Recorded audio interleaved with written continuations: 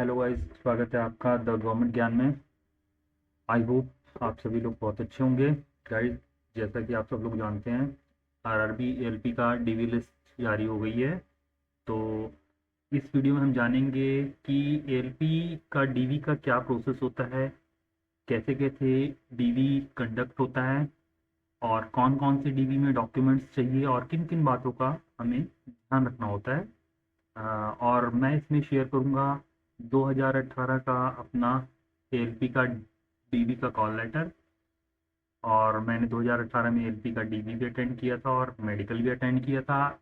इस वीडियो में हम सिर्फ डीवी की बात करेंगे। मेडिकल के लिए अगर आपको कोई जानकारी चाहिए तो आप कमेंट बॉक्स में बता देना, हम अगले वीडियो में मेडिकल पे भी डिस्कस कर लेंगे। क्योंकि अगर दोनों चीज़ें मैं इसमें डिस्कस करूँगा तो ये वीडियो बहुत ज़्यादा लंबा हो जाएगा। तो चलिए, without wasting your time start करते हैं। तो गाइस, ये है मेरा डीवी का कॉल लेटर जो उस समय हुआ था। तो मैंने आरआरबी चंडीगढ़ से फॉर्म भरा था और इसमें मैंने ज़रूरी डिटेल्स जो हैं वो हाइड कर रखी हैं फॉर माय पर्सनल रीज़न। यहाँ आपकी फ़ोटो होगी। ये है गाइस मेरा रोल नंबर। तो E call letter for document verification and medical examination for ALP technician post against centralized notification number 1/2018। तो गाइज, देख लेते हैं इसकी ऑथेंटिसिटी क्या है। तो उसके लिए मैं ले चलता हूँ आपको जो उस टाइम की जो डीवी लिस्ट आई थी उस पर। तो गाइज, ये उस समय की डीवी लिस्ट है,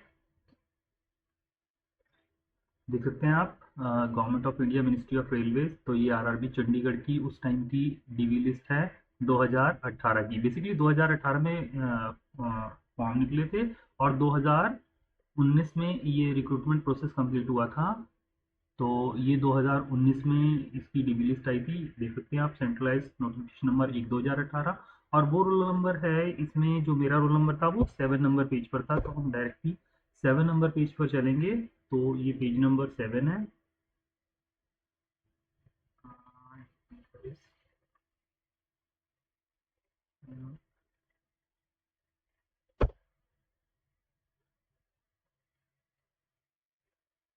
ये है आपका पेज नंबर 7।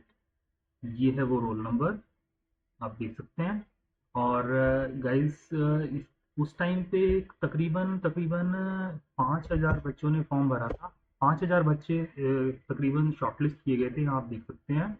ये लास्ट पेज है, पेज नंबर 26, जो कि लास्ट पेज है इसका। तो total number of candidate shortlisted for DV is 5,744, जो कि बहुत बड़ा नंबर था आज के कंपैरिजन में। और ये रिजल्ट अनाउंस हुआ था डीवी का 5 जून 2019। तो अब हम चलते हैं वापस अपने कॉल लेटर की तरफ। तो गाइज, ये डीवी का जो कॉल लेटर है वो शुरू हुआ था 11 जून 2019। जैसे जिस दिन डीवी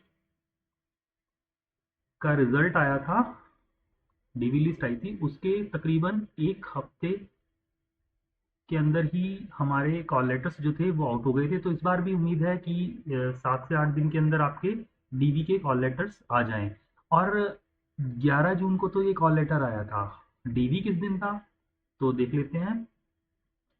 तो गाइस, डीवी था हमारा मेरा, मैंने ये रजिस्ट्रेशन नंबर है, नॉन क्रीमी लेयर से फॉर्म भरा था। एक्स सर्विसमैन नहीं था मैं। PWD no. और ये था guys, based on your performance in first stage CBT, second stage CBT and computer based aptitude test, you are provisionally shortlisted for verification of documents oblique certificates and genuineness of candidature and medical examination as per eligibility against centralized notification 1/2018। तो 2 जुलाई 2019 को date थी मेरे DV की। यानी कि मोटा मोटी आपको 20 से 22 दिन का टाइम मिलेगा। कॉल लेटर जिस दिन शुरू होंगे वहां से लेकर 20 से 22 दिन का आपको टाइम मिलेगा अपने डॉक्यूमेंट्स रेडी करने का। रिपोर्टिंग टाइम था 9 बजे शार्प। और वेन्यू था railway recruitment board Chandigarh, railway colony near railway station Chandigarh. तो गाइज जो भी आपका डीवी सेंटर होगा वो जनरली डीवी आरआरबी में ही कंडक्ट होता है। रेलवे रिक्रूटमेंट बोर्ड के जो ऑफिसेज होते हैं वहीं कंडक्ट होता है। और इन केस अगर बहुत ज़्यादा नंबर है, किसी किसी आरआरबी में बहुत ज़्यादा कैंडिडेट्स हैं जिनका डीवी होना है इकट्ठे, तो वो एक अलग से किसी कैंपस में भी अरेंज कर सकते हैं। वैसे जनरली 99.99% तो आरआरबी के ऑफिसेज में ही होते हैं। और गाइज जिस दिन आपका डीवी होगा उससे नेक्स्ट डे ही आपका मेडिकल होगा। डीवी में आपका एक दिन लगेगा पूरा, और मेडिकल में 2 से 3 दिन, मिनिमम 2 दिन तो लगेंगे लगेंगे, 3 दिन भी लग सकते हैं। तो आप 3 से 4 दिन का, और ये आपको अपने एक्सपेंस पे ही रहना पड़ेगा, जहाँ भी रहना खाना जो भी है आपको अपने एक्सपेंस पे ही देखना पड़ेगा। रेलवे इसमें कोई भी कंट्रीब्यूशन नहीं करेगा। तो आप 3 से 4 दिन का इंतजाम जरूर करके आना। तो आगे देखते हैं आपको कौन कौन से डॉक्यूमेंट्स रेडी कर लेने चाहिए। चलिए देख लेते हैं। इसी कॉल लेटर में साथ में मेंशन है, तो देख लेते हैं। सबसे पहला तो सबसे इम्पोर्टेंट है आपका 10th की मार्कशीट, हाई स्कूल का सर्टिफिकेट या 10th की मार्कशीट जो है वो सबसे मैंडेटरी है इसमें। क्योंकि आपका proof of date of birth का प्रूफ यही होता है। तो आपका date of birth, father's name, आपका नाम जो भी है वो जो आपने फॉर्म फिल किया था वो मैच करना चाहिए। अगर किसी भी तरह की कोई चेंजेस हैं, आपके नाम के स्पेलिंग में कोई मिस्टेक है, डेट ऑफ बर्थ में कोई मिस्टेक है, या फादर नेम्स में, मदर्स नेम में किसी चीज़ में कोई मिस्टेक है, तो आपको एक सेल्फ डिक्लेरेशन बनवा लेना है नोटरी से अटेस्टेड। नोटरी से अटेस्टेड होना चाहिए, ये आप जरूर बनवा लें। क्योंकि ये उस टाइम बहुत मैंडेटरी हो जाता है, इसके बिना नहीं मानते वो लोग। और उसके बाद आपको चाहिए आपका +2 का सर्टिफिकेट अगर आप +2 हैं, और अदरवाइज आपने आईटी कर रखी है, कोई डिप्लोमा या इंजीनियरिंग डिग्री सर्टिफिकेट्स, तो उसके सभी सेमेस्टर की मार्कशीट आपके पास होनी चाहिए। उसके बाद अगर आप SC/ST हैं तो एनेक्चर 1 जो जो सेंट्रलाइज नोटिफिकेशन आपका निकला था उसमें जो एनेक्चर 1 में एक परफॉर्मा होगा, वो परफॉर्मे पे बेस्ड आपका SC/ST सर्टिफिकेट होना चाहिए। और एनेक्चर 2 में बेस्ड आपका, अगर आप ओबीसी नॉन क्रीमी लेयर हैं तो वो भी आपका एनेक्चर 2 बेस्ड में जो फॉर्मेट दिया हुआ है उसी फॉर्मेट में बना हुआ सर्टिफिकेट होना चाहिए। और अगर आप OBC NCL non creamy layer हैं तो आपको एक डिक्लेरेशन सर्टिफिकेट देना होगा जो एनेक्चर 2A में है। ये आप प्रिंट आउट निकाल के भी फिल करके ले जा सकते हैं, अदरवाइज ये आरआरबी वाले भी आपको प्रोवाइड करा देंगे, ये कोई बड़ा इशू नहीं है। ये वहीं पे फिल किया जा सकता है, वहीं पे फिल करवा देंगे आपसे अगर आप भूल जाते हैं तो भी।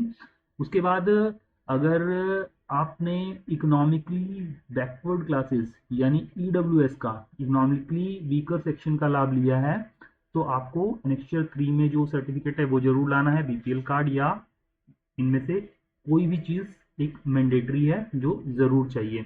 उसके बाद अगर आप एक्स सर्विस मैन है तो ओरिजिनल डिस्चार्ज सर्टिफिकेट।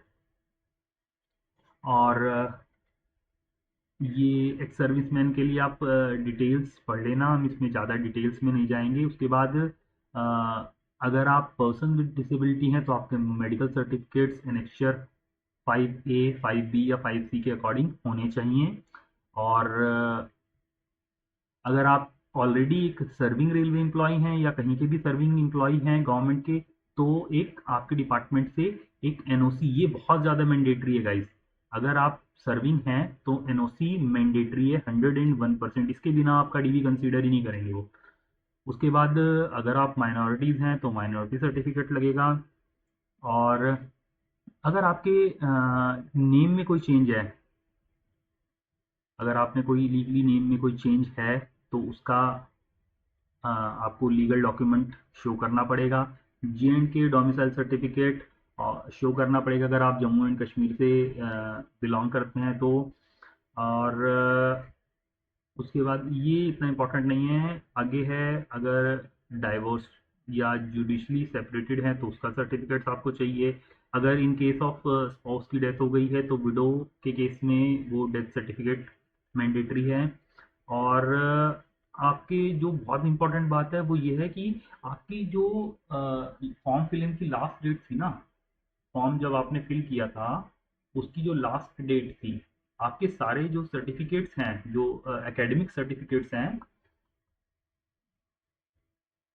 वो उस डेट से पहले के होने चाहिए। सपोज आपने मान लेते हैं कि किसी डेट पे आपका जो लास्ट डेट से है उससे पहले रिजल्ट आ गया था, बट आपकी जो डिग्री है वो उस डेट के बाद आई है, तो कोई इशू नहीं है। आपका जो फाइनल मार्कशीट है ना और प्रोविजनल, उससे काम चल जाएगा, उसमें कोई इशू नहीं है ऐसा। ठीक है, और आपको 6 पासपोर्ट साइज फोटो जो लेस देन 1 मंथ ओल्ड हैं वो लेके जानी है, लेटेस्ट पासपोर्ट साइज फोटोग्राफ होनी चाहिए। और बाकी ये जो भी नेम में चेंज है वो मैंने आपको बता ही दिया कि एक मैजिस्ट्रेट या नोटरी अटेस्टेड सेल्फ डिक्लेरेशन चाहिए होगा। अगर आपके नेम में, डेट ऑफ बर्थ में, फादर नेम में, किसी भी चीज़ में कोई भी किसी भी तरह की डिस्क्रिपेंसी है तो ये बहुत मैंडेटरी है, ये पहले से बनवा लें, अदरवाइज वहाँ बहुत प्रॉब्लम होती है। उसके बाद आगे है आधार कार्ड। हाँ, हालांकि ऐसा नहीं है कि मतलब आपको डिबार कर देंगे इसके लिए, नहीं, इसके लिए डिबार नहीं करेंगे, आपको 2 से 3 दिन का टाइम फर्दर देंगे। ऐसे फिर उससे क्या होगा, आपका प्रोसेस जो होगा, सिलेक्शन प्रोसेस, वो डिले होगा, अब बाद में आप सीनियरिटी में भी नीचे हो जाएंगे, तो उससे कोई फायदा नहीं। इसलिए टाइम रहते आप ये डॉक्यूमेंट्स तैयार करवा लें। ठीक है, और ये जितने भी सर्टिफिकेट मैंने बताए इनकी कम से कम 2 से 3 सेट सेल्फ अटेस्टेड फोटोकॉपीज और ओरिजिनल ये आपको लेके जाने हैं। तो गाइज आपका जो डीवी स्टार्ट होगा वो 9 AM पे स्टार्ट हो जाएगा। वो लोग आपसे 3-4 तरह के फॉर्म देंगे, वो वहीं पे फिल करने हैं, और ये सेल्फ अटेस्टेड डॉक्यूमेंट्स का एक पैटर्न बताएंगे कि इस पैटर्न में, पर्टिकुलर पैटर्न में वो सर्टिफिकेट्स आपसे लगवाएंगे, वो आपको लगवाने हैं। और उसके बाद एक गजेटेड ऑफिसर जो है वो इसे चेक करेगा आपके सर्टिफिकेट्स को, और उसमें अगर कोई भी डिस्क्रिपेंसी है तो उसके रिगार्डिंग वो आपसे नोटरी अटेस्टेड डिक्लेरेशन मांगेगा जो आप को प्रोड्यूस करनी होंगी। और 1 से 2 PM का आपको लंच टाइम भी मिलेगा, और शाम को 5 से 6 PM के अराउंड आपका डीवी कंप्लीट होगा, और उसके बाद ही साथ के साथ आपको आपका जो मेडिकल के लिए रेलवे हॉस्पिटल है, बेसिकली जो जितने भी मेडिकल होते हैं रेलवे के वो डिविजनल रेलवे हॉस्पिटल में ही होते हैं, तो वो आपको शाम तक बताएंगे कि आपका कहाँ पे मेडिकल है, और इसके लिए आपको 24 रुपीज़ पे करने पड़ेंगे मेडिकल मेमो के लिए। आपको अगर मेडिकल के रिलेटेड कोई जानकारी चाहिए तो आप कमेंट में बताना, हम उसके लिए सेपरेट वीडियो बना देंगे।